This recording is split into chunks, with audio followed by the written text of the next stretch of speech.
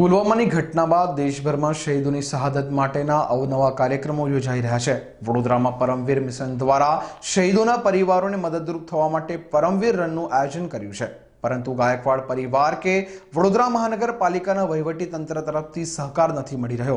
તે માટે fact find news સાથે સંસ્થાના સ્થાપક ચિંતન પરીખે વાતચીત કરી હતી। શહીદો તેમજ તેમના પરિવારજનોને આર્થિક સહાય કરવાના આશય સાથે શરૂ કરવામાં આવેલા પરમવીર મિશન એનજીઓ દ્વારા આગામી 23 માર્ચે શહીદ દોડનું આયોજન કરવામાં આવ્યું હતું।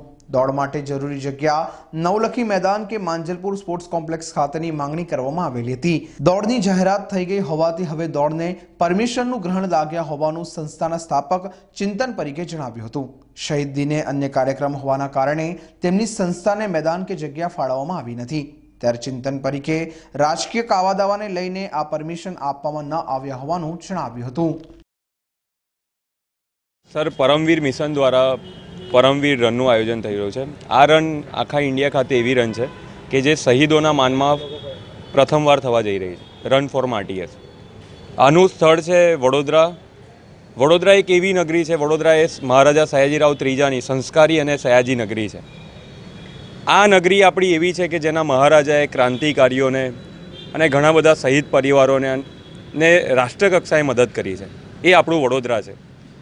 હું વડોદરાનો યુવાન અને ભારતીય યુવાન આ એક સપનું જોયું હતું કે જે આપણી નગરી છે ત્યાંથી એક એવું ઇનિશિયેટિવ 23મી માર્ચ જે શહીદ ભગતસિંહનો શહીદ દિવસ છે અને શહીદ ભગતસિંહજી પોતે આ વડોદરા આવીને રહ્યા હતા જ્યારે એમણે સોન્ડર્સની મારવાનું એ કર્યું હતું ત્યારે આ વડોદરાથી ઇનિશિયેટિવ આપણે લીધું અને જ્યારે ગઈ 14મીએ આપણા જે ભાઈઓ પુલવામામાં શહીદ થયા એ દિવસનો જે જોમ જુસ્સો ઉત્સાહ મીણબત્તી કેન્ડલ લઈને આપણે રોડ પર ઉતર્યા હતા એ દેશભક્તિ પ્રૂવ કરવા માટે।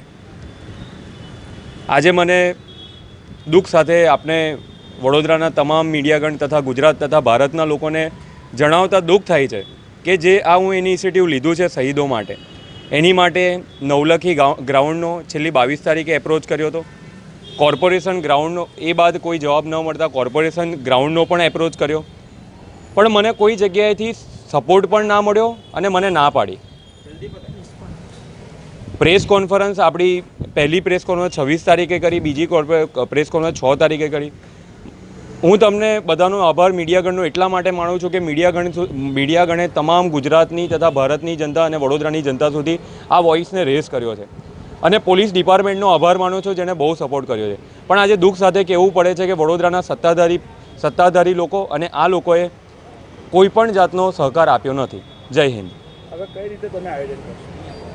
આમાં સાહેબ ઘણા બધા લોકો આપણી સાથે છે, આપણા સાથે શહીદ પરિવારો છે અને આપણા સાથે શહીદોની આત્માઓ છે કે ભલે એ લોકોએ પોતાનો દેહ છોડ્યો છે પણ હું તમને સ્ટ્રોંગલી કહી શકું છું કે શહીદો મારી માટે અવશ્ય કામ કરશે અને આનું બીજું ઓપ્શન એવું આવનારા 2 દિવસમાં આપને જાણકારી આપીશ।